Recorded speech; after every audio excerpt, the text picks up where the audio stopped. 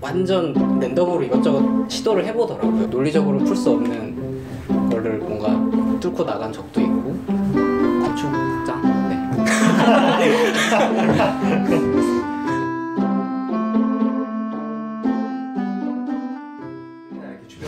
네, 안녕하세요. 저는 벌스라는 회사에서 크리에이티브 매니저라는 직함으로 지금 일을 하고 있고요.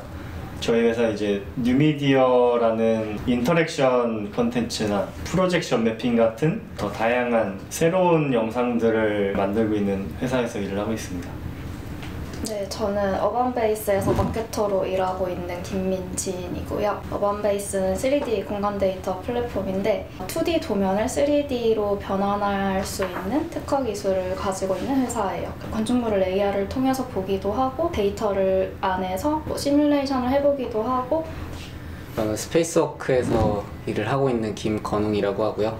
저는 거기서 이제 건축 알고리즘 팀이라는 데서 이제 컴퓨터로 건축 설계에 관련된 알고리즘을 작성하고 있습니다. 자, 회사에서 본인이 각자 맡고 있는 지금 업무나 프로젝트 같은 거를 좀 간단히. 일단 기본적으로 건축 설계 과정을 컴퓨터가 이제 해법을 제시할 수 있게 하는 알고리즘을 개발을 하는 걸 첫 번째로 하고 있고요. 이제 계산하는 알고리즘을 서버에다가 올려가지고 이제 랜드북이라는 제품에다가 반영을 하는 그런 작업들을 주로 하고 있습니다. 네, 저는 마케팅을 주로 하고 있는데요. 어반베이스라는 회사와 어반베이스가 가진 기술을 조금 더 사람들에게 알릴 수 있는 마케팅을 하고 있고요. 그 형태가 어반 스니커즈 컨퍼런스를 기획했던 것처럼 저희가 행사를 기획하기도 하고 아니면 콘텐츠를 제작해서 바이럴 하기도 해요. 근데 저는 콘텐츠를 기획하고 제작하는 데 좀 더 집중을 하고 있습니다. 건축을 기반으로 해서 그와 관련된 행사 스케치라던가 행사의 홍보 영상을 찍기도 하고요. 그 외에는 이제 전시 영상을 만들기도 합니다. 전시를 직접 기획하기도 하고 그 전시에 들어가는 콘텐츠 제작부터 설치 운영까지도 다 맡아서 저희가 하고 있고요. 지금 저희 회사에서 런칭한 제품 중에 랜드북이라는 제품이 있어요. 들어가 보시면은 토지를 선택을 하면은 그 토지에 대한 다양한 정보들이 나와요. 뭐 가격에 관련된 정보들도 나오고 건물에 관련된 정보들도 나오고 거기서 이제 건물이 어느 정도 규모로 올라갈 수 있는지 추정하는 부분이 있는데 그 부분 엔진을 만들었고 인턴으로 들어갔음에도 되게 큰 걸 해볼 수 있구나 했던 되게 좋은 경험이었고요. 그런 행사를 하면서 저희 회사를 알게 되고 저희 회사 기술을 알게 되는 사람이 생각보다 엄청 많아졌더라고요. 그래서 그런 것들 하면서 되게 뿌듯했던 것 같아요. 저는 재작년에 있었던 제주도 건축문화제, 저희 회사에서 전시 전체를 맡아서 제주도 도립미술관에서 전시를 했었는데 제주도랑 오키나와랑 큐슈랑 대만의 이란 이 4개 도시의 뭐 공통점, 차이점 이런 걸 비교해서 전시하는 컨텐츠였는데 저희가 그 나라를 직접 가서 촬영을 해야 됐어가지고 그곳에 현지 건축가분들이랑 교수님들이랑 같이 돌아다니면서 건축 답사를 하듯이 그곳을 촬영을 했었어요. 그냥 유명한 건축물만이 아니라 그 지역의 지역성이 많이 담긴 그런 건축물들을 그 로컬 건축가분들의 설명을 들으면서 볼 수가 있었어가지고 되게 재미있었고요. 자, 그러면 이제 그 각자 본인들이 그 지금 다니고 있는 회사에 들어간 계기를 좀.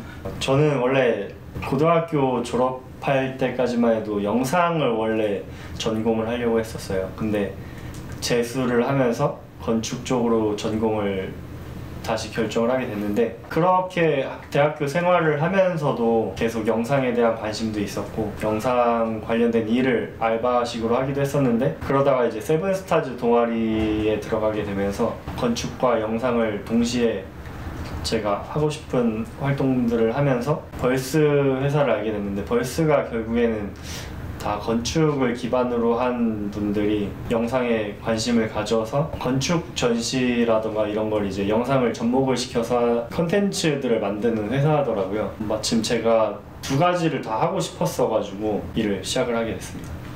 학교 다니는 건 사실 되게 재밌었어요. 취업 준비하려고 보니까 저는 뭔가 기획을 하고 스스로 만들어 나가는 걸 되게 자신 있다고 생각을 했는데 이제 건설사들에서 요구를 하는 거는 현장에 투입할 수 있는 인재들을 원하는 것 같더라고요. 그래서 건축을 기반으로 해서 어떤 것들을 다양하게 할 수 있을까 이제 여러 가지로 찾아보기 시작했어요. 그러다가 마침 어반베이스에서 마케터를 구한다고 하셔서 이거는 건축 기반으로 된 스타트업이면 내가 잘 할 수 있겠다라는 생각이 들어서 일을 하게 됐습니다. 네, 저 같은 경우는 이제 설계 전공을 재밌게 하고 있었는데 좀 학년이 올라가니까 뭔가 좀 얻는 느낌이 점점 작아지더라고요. 그래서 예전에 좀 컴퓨터에 관심이 있어가지고 무턱대고 컴퓨터 복수 전공을 시작을 하게 되었어요. 이제 컴퓨터 공학 졸업 전시를 이제 평면 자동화라는 주제로 이제 진행을 했는데 스페이스워크 쪽에서 어떤 분이 그런 작업하고 있다고 들었는데 뭐 만나서 얘기 좀 할 수 있냐, 그래서 좋다 하고 가가지고 대화를 나눴고 자연스럽게 그곳에서 일을 하게 되었습니다. 그러면 학교 다니실 때 뭐 그런 취업에 대한 거를 어떻게 준비를 하고 어떻게 좀 애초에 마음속에 약간 설계를 하겠다는 마음이 별로 없었던 것 같아요. 저학년 때부터 거의 매 학기 영상 관련된 교양을 들었던 것 같아요. 저는 교양이 되게 학교에서 지금 내가 배우고 있는 것 외에 배울 수 있는 되게 좋은 수단인 것 같아가지고 저처럼 확실하게 이제 진로가 생각이 있으면은 교양 위주로 들으면서 전공은 전공 나름대로 해도 될 것 같고요. 그러려면 항상 내가 뭘 좋아하는지 이런 거에 대한 생각을 항상 하고 있어야 되는 것 같아요. 취업 준비를 할 때 여러 군데 채용 사이트는 정말 거의 다 봤던 것 같아요. 스타트업은 그 로켓펀치나 원티드에서 되게 많이 리크루팅을 하더라고요. 그래서 그런데 좀 유심히 많이 봤었던 것 같아요.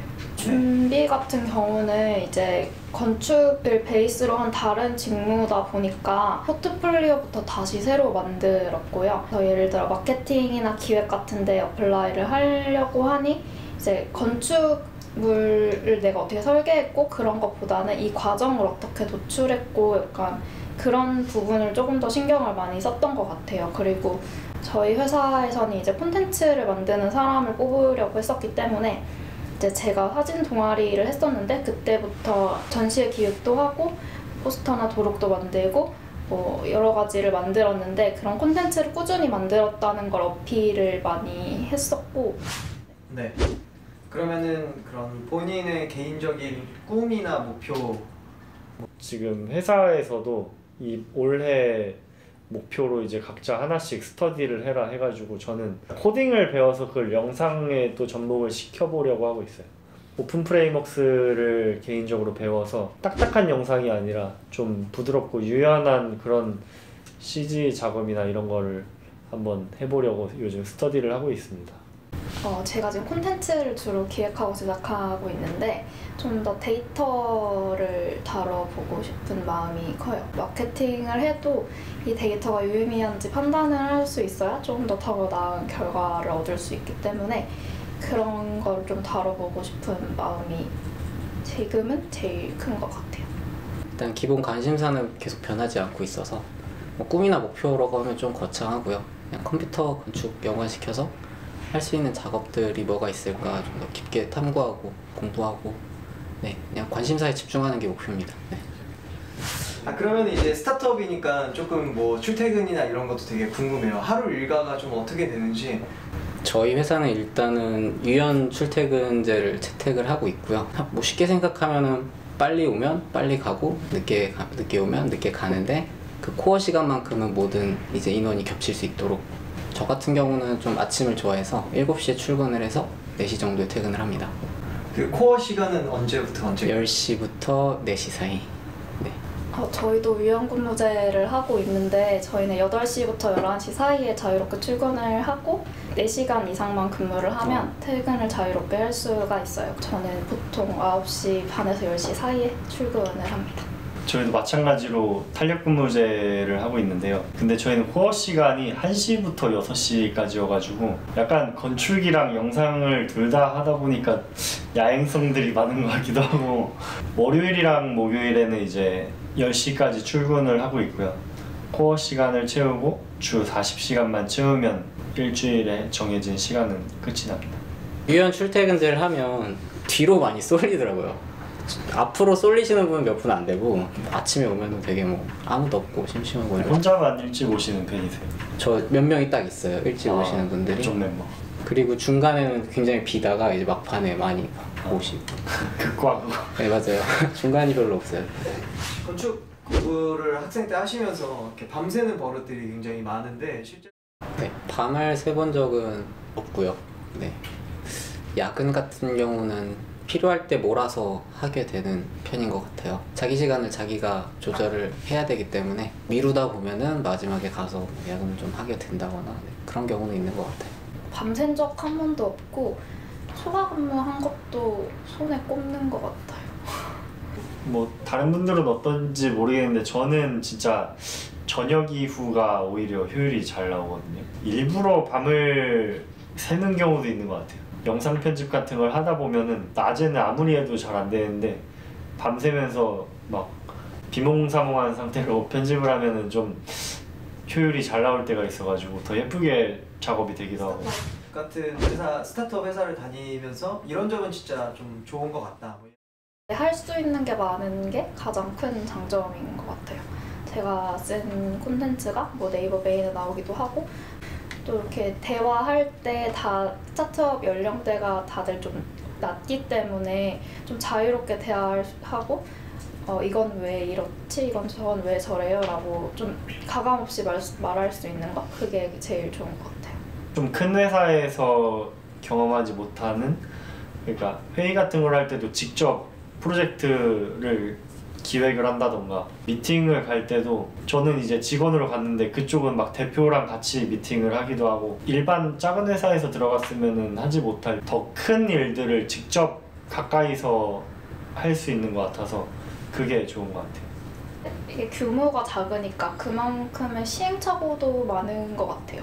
보통 시스템 안에 있으면 어느 정도 정형화된 프로세스가 있고 이제 그걸 잘 굴러가게 이제 일을 하면 되는 거잖아요. 근데 스타트업 같은 경우는 해보지 않았던 일들을 하는 사람들이니까 아 이게 맞나? 이렇게 하는 게 맞나? 라는 의문이 들 때도 있는데 누구 하나 그것의 답을 아는 사람도 사실 없다고 봐도 무방하죠. 그래서 그런 점은 저는 개인적으로 좋은데 그런 게 못 견디는 사람들은 스타트업이랑 좀 안 맞지 않을까. 저는 개인적으로 이 부분이 건축학과들이 되게 잘하는 부분이라고 생각을 하거든요. 저 개인적인 경험으로도 그렇고 약간 답이 없고 뭐 어떻게 해야 할지도 모르겠는 상황들을 마주했을 때 어쨌든 그거에 대한 역할은 자기가 수행해 나가야 되고 그런 상황에 익숙하잖아요. 학교 다니는 내내 안 될 거에 대해서 좀 두려움도 적고 그래서 아까 이제 학교 다닐 때 습관이 회사 다닐 때 어떻게 쓰이냐고 했던 것 중에 저는 논리적으로 코딩을 하시는 분들은 풀 수 없는 문제에 되게 멘탈이 많이 나가시는데 저는 뭔가 건축하던 버릇이 있어서 일단 머리를 못 풀겠으면 그때부터는 손에 그냥 의존하면서 막 완전 랜덤으로 이것저것 시도를 해보더라고요. 논리적으로는 풀 수 없는 거를 뭔가 뚫고 나간 적도 있고 건축장? 네. 건축학과 이제 진로에 대해서 좀 고민하시는 이제 학과 학생들 뭐 한마디씩 좀 어쨌건 저는 3학년 때까지는 건축공학과 나오면 당연히 건설사로 가는 줄 알았어요. 그래서 되게 좁게 생각했던 게 사실 아직도 많이 아쉽고 최대한 어릴 때 많은 시행착오를 겪어도 되는 나이에 다양하게 뭔가를 해서 네, 얻어냈으면 좋겠습니다. 꼭 건축을 전공을 했다고 건축만 할 필요도 없고 아까 말씀하신 대로 건축을 배우면서 다른 쪽으로 갈 수 있는 길이 정말 넓은 것 같아요. 종합예술이어가지고 진짜 다양한 걸 배우게 되고 많은 사람들을 만나는 게 정말 저는 좋다고 생각을 해요. 어렸을 때 여행도 많이 가고 많은 사람들 만나서 뭐 다른 분야에 대한 이야기도 많이 들어보고. 건축 학과에서 설계 스튜디오에서 배우는 게 굉장히 많다고 생각을 하거든요. 이게 많다는 게 무슨 얘기냐면 다양하다는 거고, 당연히 다 잘할 수 없고 다 잘하고 다 흥미를 갖는다면 뭐 박수를 쳐주겠지만, 제가 본 사람들 그리고 저 포함 대부분 그 중에 뭐 하나에 꽂혀요. 그게 되게 소중한 것 같아요. 예를 들면 컴퓨터공학과를 가면은 주로 코딩 되게 한정적이에요. 어쨌든 다른 것들에 대한 어떤 체험할 기회가 적어요. 다른 어떤 정신적인 활동에 대해서. 근데 건축은 일단 설계 스튜디오에서 굉장히 다양하게 해볼 수 있거든요. 그러면은 여기서 나 이것도 못하고 이것도 못해서 설계를 못해가 아니라, 이 프로세스에서 어느 부분에 내가 흥미를 느낀 애를 유심히 관찰을 스스로 하고, 그거 건축이 아니어도 상관없으니까 그거랑 비슷한 거 해보고 그렇게 발전시키는 게 저는 약간 되게 좋다고 생각하거든요. 설계 스튜디오를 막 힘들게만 생각하지 말고 자기의 어떤 특성을 찾아가는 지표로 좀 활용하셨으면 좋겠습니다. 네.